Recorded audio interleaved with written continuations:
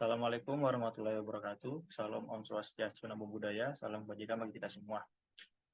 Pertama-tama izinkan saya untuk memperkenalkan diri. Nama saya Aiman Fatur Rahman dengan NPM 211-063-115-0033. Baik, di sini saya sebagai perwakilan dari kelompok 3 mata kuliah Mesin Konversi Energi kelas 5A. Pada kelompok kami di sini ingin membahas tentang kinerja pada turbin dari PLTU pada PT PLN Persero Pembangkit Asam di Kalimantan Selatan. Baik, di kelompok kami beranggotakan 6 orang. Yang pertama ada Wiwit Suarismi, Lazwardi Aspa, saya sendiri Aiman Fatur Rahman, Daniel Andromeda, Sandrika Dipa Marsanda, dan Dunjun Skandar. Oke, baik. Sebelum kita membuka pembahasan, yang pertama kita harus mengerti dulu apa itu PLTU. Oke, di sini PLTU adalah atau pembangkit listrik tenaga uap merupakan pembangkit listrik yang menggunakan energi kinetik dari uap yang kemudian dikonversi menjadi energi listrik. Oke, pada PLTU tersendiri ada beberapa bagian-bagian yang ada pada PLTU seperti boiler, turbin kondensor, dan generator. Yang pertama ada boiler. Boiler ini berfungsi untuk mengubah air menjadi uap panas, yang dimana uap panas ini kemudian digunakan untuk menggerakkan turbin. Lalu ada turbin.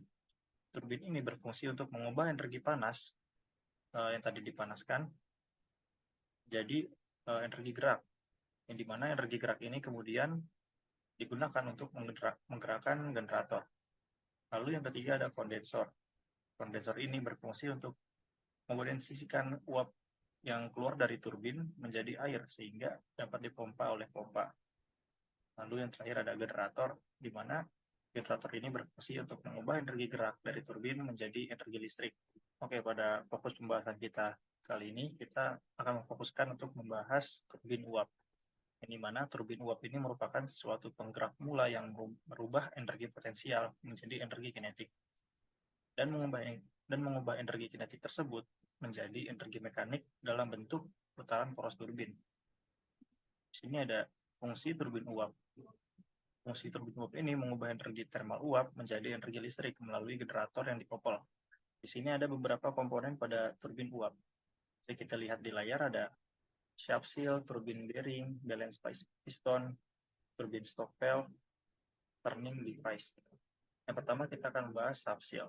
Shaft seal ini berfungsi untuk mencegah uap air keluar melewati sela-sela antar poros dengan casting akibat perbedaan tekanan dan untuk mencegah udara masuk ke turbin. Lalu yang kedua, turbin bearing. Turbin bearing ini berfungsi untuk mengurangi gesekan, mendukung beban tinggi, dan menyerap getaran. Lalu ada balance piston yang berfungsi untuk mengkompresi gaya aksial yang dihasilkan oleh aliran uap. Lalu ada turbin stop valve, di mana ini berfungsi untuk mengontrol kecepatan putaran turbin. Lalu ada turning device, yang dimana ini berfungsi untuk memutar rotor turbin pada uap pada saat start awal atau setelah shutdown. Oke, kita masuk ke prinsip kerja turbin.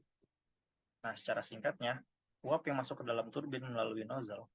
Di dalam nozzle ini energi panas dari uap dirubah menjadi energi kinetik, dan uap mengalami pengembangan. Tekanan uap pada saat keluar dari nozzle lebih kecil daripada saat masuk ke dalam nozzle. Akan tetapi sebaliknya, kecepatan uap keluar nozzle lebih besar daripada saat masuk ke dalam nozzle. Uap yang memancar keluar dari nozzle diarahkan ke sudut-sudut turbin yang berbentuk lengkungan dan dipasangkan di sekeliling roda turbin.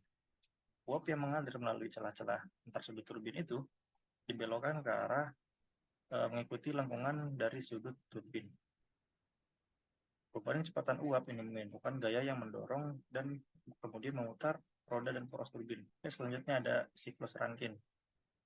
Siklus Rankine ini adalah siklus termodinamika yang mengubah energi panas menjadi energi mekanik dalam turbin uap yang ditransmisikan poros yang menggerakkan generator listrik. Dalam siklus Rankine terdapat 4 proses, mana proses 1-2 terjadinya proses ekspansi dari fluida kerja melalui turbin dari uap superheat pada kondisi 1N sehingga mencapai tekanan kondensor. Pada proses 23, perpindahan kalor dari fluida kerja ketika mengalir pada tekanan konstan melalui kondensor menjadi cairan jenuh pada kondisi 3. Lalu pada proses 3 ke 4 terjadi proses kompresi dalam pompa menuju kondisi 4 dalam daerah cairan hasil kompresi. Lalu ada proses 41, di mana perpindahan kalor ke fluida kerja ketika mengalir pada tekanan konstan melalui boiler untuk menyelesaikan siklus.